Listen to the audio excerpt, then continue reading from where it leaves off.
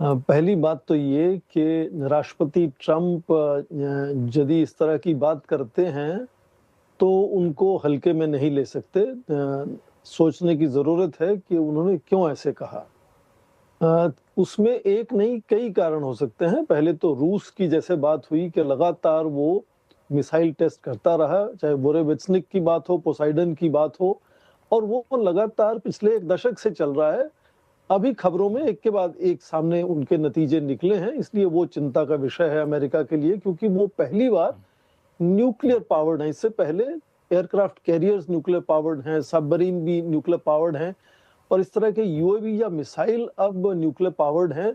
तो क्या उनको एक तरह से डिलीवरी सिस्टम्स कहा जाए या उनको अपने आप में ही वेपन कहा जाए, ये अपने आप में बहस का विषय आने वाले महीनों में होगा। ये दूसरा, जब वो दक्षिण कोरिया पहुंच रहे थे, ठीक उसी वक्त नॉर्थ कोरिया ने भी मिसाइलों का टेस्ट किया, और उनकी चिंता, जैसे उन्होंने खुद कहा अपने सोशल ट्रूथ के ऊपर, उनको लगता है कि 5 साल में चीन लगभग उनके बराबर होने वाला है न्यूक्लियर जखीरे को लेकर।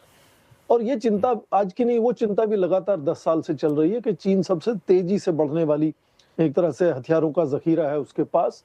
तो इस सब चिंताओं के बीच में, और उसके साथ जोड़ लें कि उनको शांति पुरस्कार नहीं मिला, और चीन उनकी बात नहीं मान रहा, रूस उनकी बात नहीं मान रहा, भारत उनकी बात नहीं मान रहा, तो सब कुछ जोड़ लें तो एक ये कह सकते हैं कि शगुफा उन्होंने छोड़ा। पर ठीक उसके बाद उनके ही ऊर्जा मंत्री जो हैं, वो कह रहे हैं कि ये तो नॉन क्रिटिकल टेस्ट की बात हुई है।